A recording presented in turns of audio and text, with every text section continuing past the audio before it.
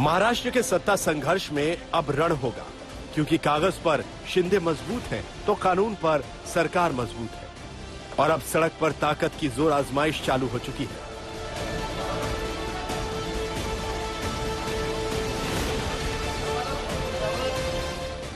उद्धव ने जिलाध्यक्षों की मीटिंग में इशारा किया कि सड़क पर इस रण का बिगुल संजय राउत ने फूंक दिया है।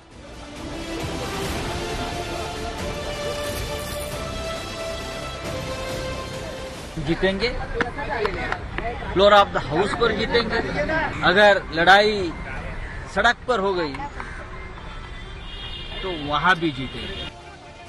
महाराष्ट्र में जगह जगह उद्धव कैंप के समर्थक अब सड़क पर उतरते दिखाई दे रहे हैं। कहीं एकनाथ शिंदे के पोस्टर्स लगाए जा रहे हैं तो कहीं शिंदे के उन पोस्टर्स पर कालिख और अंडे फेंके जा रहे हैं।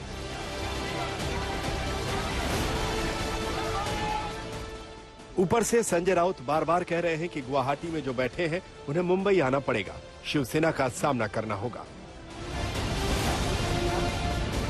उनको यहाँ आना पड़ेगा, हमारे सामने आना पड़ेगा। शिवसेना के विधायक है तो हम तो उनका इंतजार कर रहे हैं कि भाई आइए, तो यहाँ वहां दर दर की ठोकरें खाकर मत घूमिए, महाराष्ट्र आपका है। क्या जरूरत है ये सब करने की? जो बातें आपके मन में है वो आप यहाँ हमारे सामने बैठकर, उद्धव जी के सामने बैठकर भी बात कर सकते थे। इसके लिए आपको भारतीय जनता पार्टी का सिक्योरिटी और सहारा लेना पड़ा सूरत से गुवाहाटी तक। तो ये लगता है ये कोई एक सच्चा शिव सैनिक का आत्मसम्मान नहीं है, ये मानता हूं मैं, ये प्रतिष्ठा नहीं है शिव सैनिक की। सच भी यही है कि आखिर फैसला मुंबई में ही होना है, चाहे वो सड़क पर हो, सुलह से हो या सदन में बहुमत परीक्षण से। कल इन्होंने कहा कि जो डिप्टी स्पीकर है उन्होंने हमसे बात करते हुए कहा कि आपके जो हस्ताक्षर है उस पर उनको संदेह है और इसके वजह से आपका दावा वो सुनने को तैयार नहीं है। क्या आपको लगता है कि एनसीपी इसमें आपको अपना गुट बनाने से रोकने की कोशिश कर रही है और इसके वजह से आपका गुट ना बन पाए? ऐसा हमारा 37 का गुट और बाकी निर्दलीय मेजर गुट बनाने, ग्रुप बनाने से हमको कोई रोक नहीं सकता है।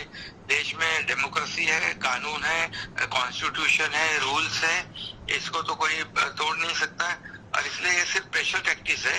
इसमें वो लोग कामयाब नहीं होंगे क्योंकि हमारे लोग पूरी तरह एकजुट है। वैसे महाराष्ट्र की लड़ाई में अभी तक की स्थिति ये है कि शिवसेना ने 38 में से 16 बागी विधायकों पर कार्रवाई के लिए विधानसभा के डिप्टी स्पीकर को चिट्ठी लिखी थी। उस पर कार्रवाई हो सकती है। इससे पहले डिप्टी स्पीकर ने एकनाथ शिंदे की जगह अजय चौधरी को विधायक दल का नेता और सुनील प्रभु को चीफ व्हिप बनाने की मांग मंजूर कर ली है। इसे एकनाथ शिंदे गुट के लिए झटके के तौर पर देखा जा रहा है। डिप्टी स्पीकर तक पर सवाल खड़े होने लगे।